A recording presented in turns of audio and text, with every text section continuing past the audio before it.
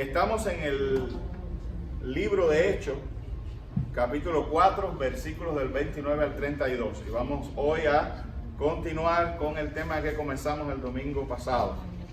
Dice Hechos 4, 29 al 32.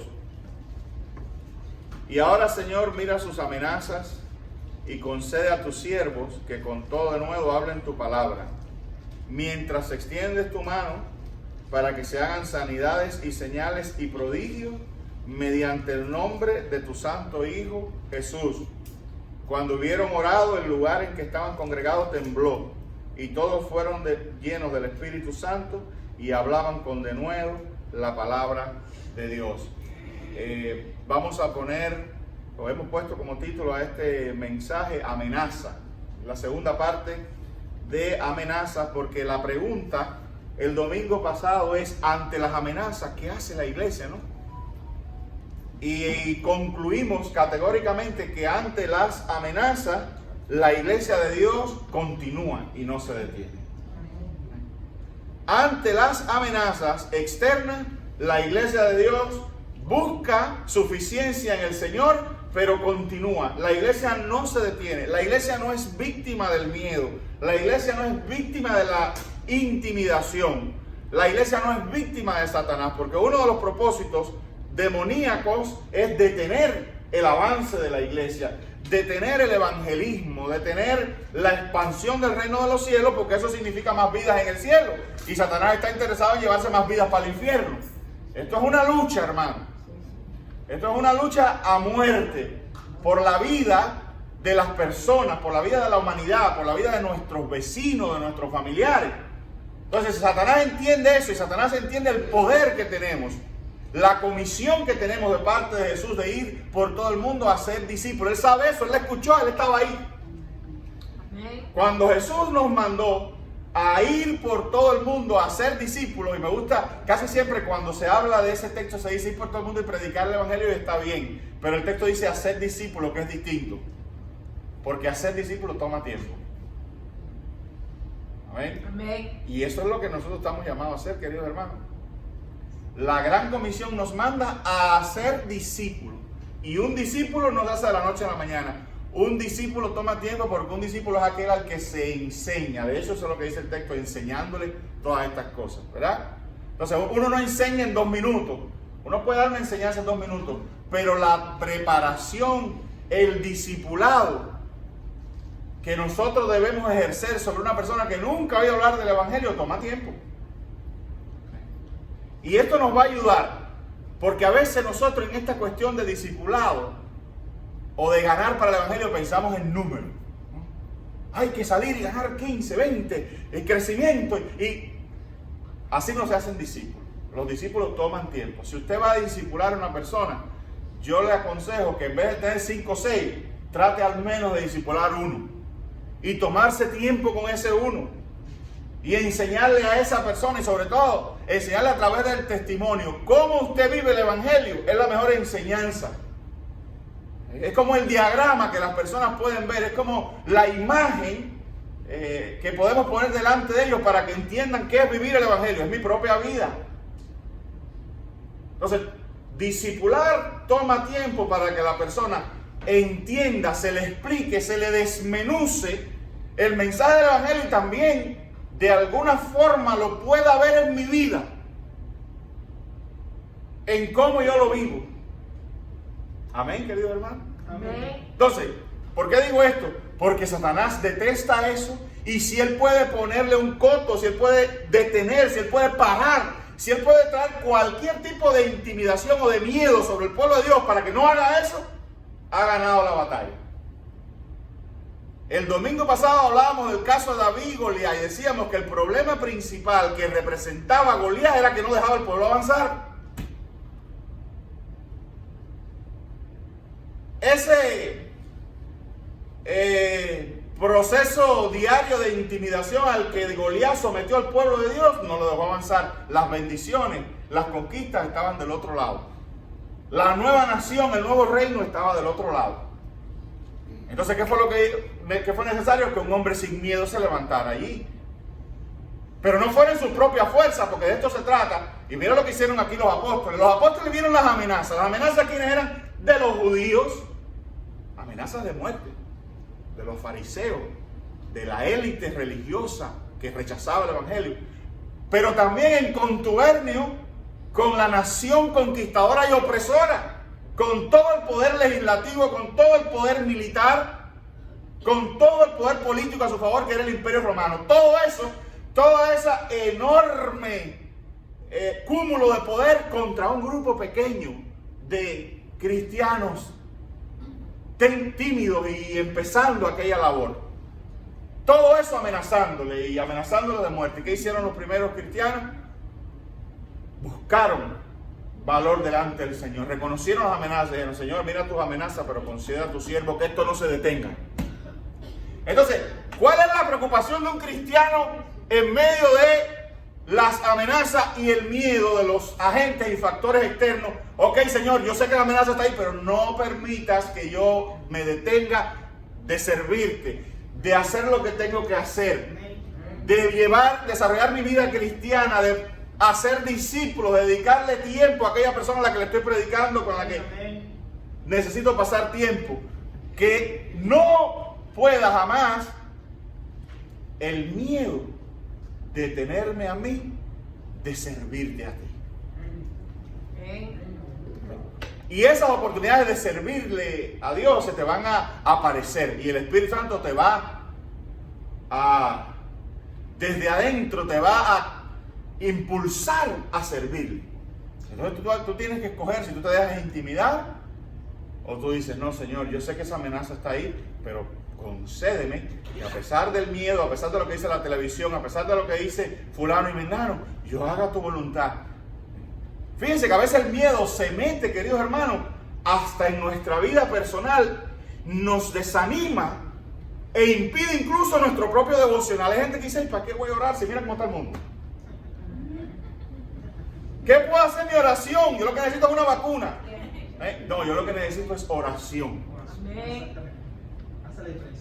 Entonces, a veces la gente está tan intimidada y, como yo decía, pierden tanto tiempo dispersando miedo por las redes sociales en vez de dedicarse a buscar de Dios. Ahí mismo Satanás ganó. ¿Por qué? Porque lo ha detenido en su crecimiento. Ya no ora, ya no lee la Biblia, ya no oye una canción cristiana, ya todo lo que se pasa el día en el televisor viendo noticias de miedo. Amén. De miedo. Hay gente que lo único que hace es dispersar el miedo. Ni habla de eso, hermano.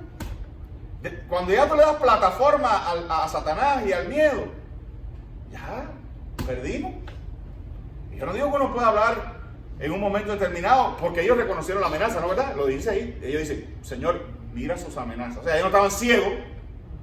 Ellos no están en el otro extremo de la religión que dicen: no hagas caso, es mentira, como que no existe. No, espérate, el Imperio Romano estaba ahí, no era una ilusión de ellos, ¿verdad? Las amenazas eran serias, pero ellos pidieron protección y ayuda de Dios, porque ellos lo que no querían era detenerse. Amén. Entonces la iglesia no funciona intimidada, nunca ha funcionado con miedo, nunca ha respondido a la intimidación. La iglesia ha buscado en el Señor las maneras de sortear la intimidación y seguir. Gloria a Dios, gloria a Dios. Seguir adelante. Entonces, Dios no te ha salvado a ti, hermano, para que estés en un rincón de tu casa muriéndote de miedo. Ni Dios te ha creado a ti para que estés en un rincón de tu casa en una extrema paranoia de todo lo que hay. Amén. Ten cuidado con esto, ten cuidado con aquello, ten cuidado con lo otro. Dios te da sabiduría. La Biblia dice: el avisado ve el mal y se aparta. Pero no dice que tiene miedo. Dice que el avisado, sabiamente, con compostura, si el mal está ahí, agarra por el otro lado. No porque le tenga miedo, sino porque es sabio. ¿Me entiendes? Ahora, otra cosa es tener miedo. No poder dormir. Ay, no puedo dormir. Es hablando de eso nada más. Y hablando de eso. Y hablando nada más. Y hablando. Y yendo. El mundo está mal. A veces eso crea incluso una falsa realidad.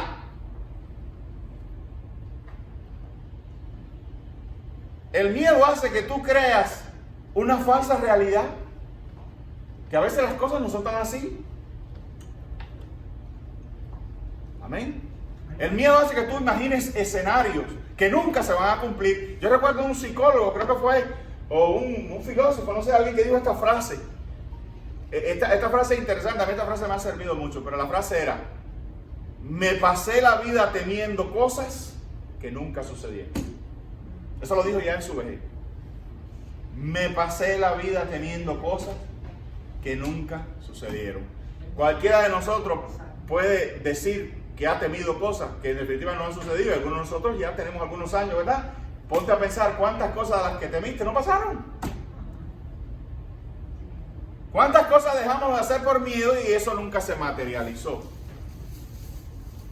Decíamos también que el miedo tiene en su esencia, el extracto más puro del miedo es el temor a morir.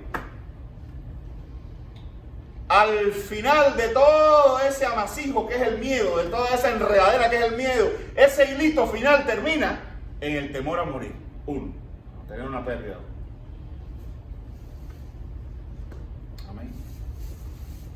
Los cristianos tampoco funcionan con temor a la muerte, porque Pablo decía que para él morir es ganancia. ¿Y cuántos pueden recibir eso? Esas son palabras duras, ¿verdad? Yo sé que ustedes me están mirando y dicen amén, pero deténganse y piensen. Pablo dijo que para él el morir era ganancia. ¿Quién de nosotros puede decir una cosa así? Sin embargo, tal parece, si yo entiendo en la Biblia, que a ese punto es donde Dios nos quiere llevar, a un punto donde nosotros pensemos que si vamos con Cristo es muchísimo mejor. Eso también lo decía Pablo. Amén. Porque quizás nosotros lo que tememos es la transición. El cómo nos vamos, eso es lo que tenemos. A lo mejor no tenemos miedo al otro lado, sino lo que tenemos miedo es a la puerta. ¿Por qué puerta entramos?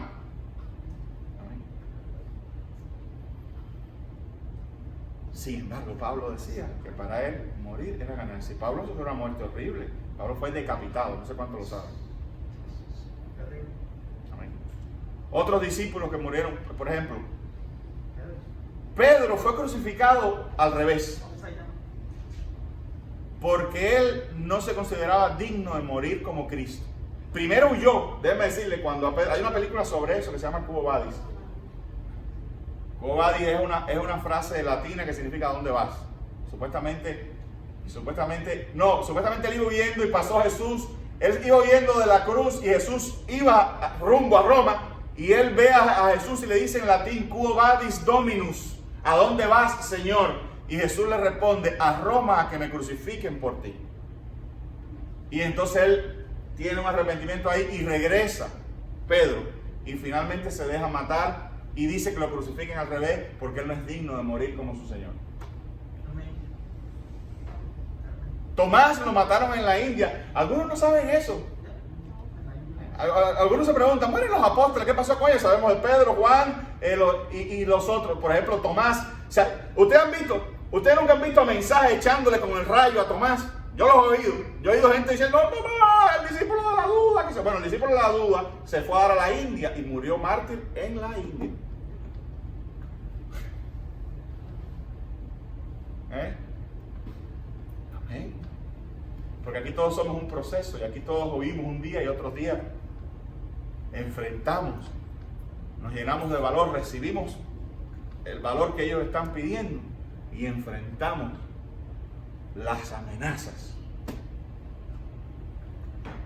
Porque nuestra vista no está en esta tierra, que no quiere decir que queremos morir o que queremos que nos ocurran cosas crueles o cosas dolorosas.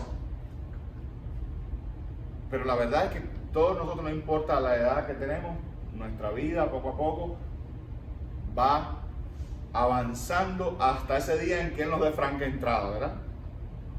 Como decía él. Entonces nosotros no podemos vivir intimidados.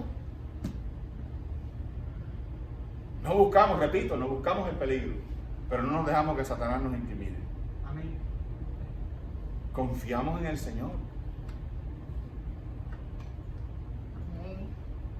Dice Josué 1:9, conocidísimo: mira que te mando que te esfuerces y seas valiente, no temas ni desmayes, porque Jehová tu Dios estará contigo en donde quiera que vayas. Eso es diferentes circunstancias.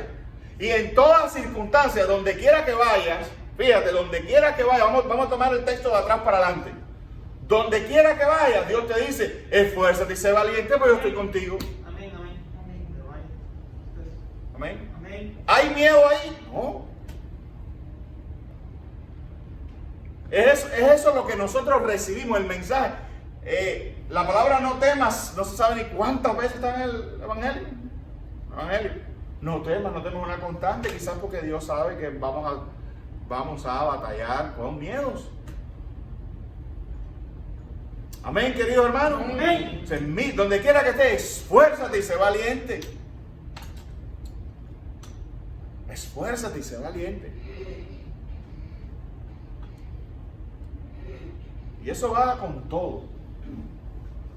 Mire, le voy a poner un caso pequeño, diminuto, pero que tiene mucho que ver. Hay gente que tiene miedo de predicarle a cierta persona porque lo ve como un gigante, ya sea intelectual o lo ve como una persona, como un gigante por la edad, o lo ve como un gigante por lo que parece ser su vida muy lograda en contraste con la de uno, ¿verdad? Hay gente que tú dices, bueno, ¿para qué le va a predicar el evangelio si él parece que esto le va bien?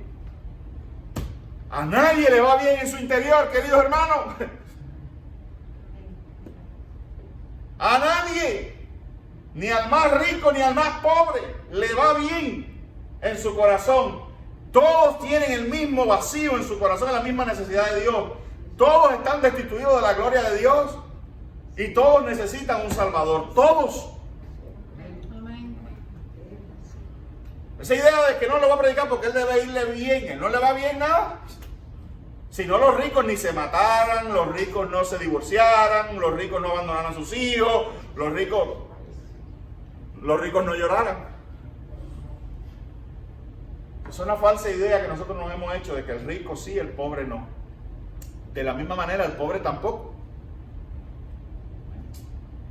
Hay gente que se piensa que por ser, que la gente muy pobrecita debe ser de verdad noble, buena, ¿verdad? Eso no es cierto, hermano. Eso es una mentira. Eso es un estereotipo. Hay pobres malísimos. Hay pobres súper envidiosos. Hay pobres súper problemáticos. Hay pobres asesinos también. Hay pobres adúlteros también. No tienen para mantener a una mujer, pero andan con otra. Pues eso no. Toda persona necesita de Dios, necesita un Amén. Salvador. Amén. Algo en su vida se está muriendo, algo en su vida se está perdiendo y necesita un Salvador. Necesita a ti y necesita a mí. Y no podemos tener miedo. ¿Qué puede ser? Que nos ofendan, que se burlen de nosotros. Nosotros tenemos, eso viene con el territorio, hermano. Déjame decirte, si tú viniste al cristianismo pensando que porque te conviertes en un gran evangelista, en un gran siervo de Dios, nadie se va a reír de ti, nadie te va a burlar, nadie te va a maltratar, pues estás mal, estás en el lugar equivocado. Claro que se van a burlar de nosotros, pero en eso no consiste. Si yo, Tony Abreu, no puedo hacer a nadie que se convierta, eso es la obra de... yo sí puedo hacer mi parte. Y mi parte es predicar el evangelio. Y pedirle al Señor, lléname de valor para decirle, créame las circunstancias, Señor, eso yo lo puedo hacer. Y con mi voz temblorosa, con mis manos sudorosas, como sea, pero predicar el evangelio. No dejarme intimidar. Que se burle, bueno, paso la pena ahí, pero sigo para adelante. Bienaventurados sois. Amén, amén. Bienaventurados sois. ¿Cuántos de nosotros, nuestra gente cubana puede ser muy ramplante, ¿verdad? ¿Cuántos? ¡Oye, este es religioso! Nos han dicho así, ¿verdad? Ahora anda en el evangelio. Después que andaba acabando, eres cristiano. Bueno, sí. De eso se trata, ¿no verdad? No te dejes intimidar por eso. No te dejes que una gente te diga, pero como tú eras y ahora eres. No, si de eso se trata, claro. Ese es el punto. No, este no puede ser cristiano. Pues mira que sí. Porque a gente así como yo, fue que Dios escogió. Amén, amén. Los Biblios menospreciados. Amén. Entonces, no te dejes intimidar con eso tampoco. Esos son mecanismos de intimidación del diablo. Avergonzarte. Como tú vas a predicar, si él sabe tu historia. Bueno, pero qué bueno que la sabe. Algunos toman tiempo de darse cuenta que uno va en serio. Hay gente que pasa de la burla a un tremendo respeto con los años. Déjeme decirle, eso ocurre también. Hay gente que pasa porque ya con los años se ve tus frutos y se dan cuenta que tú vas en serio y ven la transformación de tu vida. Y entonces esos que se burlaban pasan a un respeto y una consideración hacia ti. Y cuidado a querer seguir tus pasos. Gloria a Dios por ese tipo de cosas. Entonces la iglesia no se detiene, querido hermano. A veces el miedo hace que uno olvide quiénes somos. Dice 2 de Timoteo 1, 6 al 7. Oye, 2 de Timoteo 1, 6 al 7. Por esta razón te recuerdo que avives el fuego del don espiritual que Dios te dio cuando te impuse mis manos. Pues Dios, y esta es la parte buena, versículo 7, no nos ha dado un espíritu de temor y timidez, sino que me impide quizás, por medio de esa intimidación, que yo cruce al otro lado. ¿Dónde está mi Goliat? A ver si de una vez por todas la derribo. Deuteronomio 31, 6 dice, esforzaos y cobrad ánimo, no temáis, ni tengáis miedo de ellos, porque Jehová tu Dios es el que va contigo, no te dejará, ni te desamparará. Entonces cuando Satanás te diga, tú le dices, Deuteronomio 31, 6, cobro ánimo, esfuerzo, porque dice la palabra que no temas, ni tenga miedo de ti, ni de tus cosas, porque Jehová mi Dios me ha prometido que va conmigo, no me dejará, ni me desamparará. Me lo ha dicho, me lo ha prometido y yo lo he visto. Yo lo siento. Aún en la enfermedad, donde quiera, no te dejará, ni te desamparará. ¿Verdad? Y ahorita decía al principio de este culto que hay veces en que nosotros no sabemos que hemos triunfado hasta que no estamos ahí y como que miramos o tomamos conciencia de, wow, estoy en el triunfo, porque lo que no entendimos fue cómo Dios nos llevó, pero Dios nos llevó al triunfo, al de él, no al mío, pero nos llevó a la victoria y nos sacó con bien y nos demostró que no nos ha dejado ni nos ha desamparado. Amén. Amén. Que Dios nos bendiga hoy, queridos hermanos, y que cada uno de nosotros pueda salir de aquí sin miedo. Amenaza, no hay amenaza. Yo soy la amenaza de Satanás. Satanás debe intimidarse conmigo y con esta iglesia y con las iglesias de Jesucristo. Amén.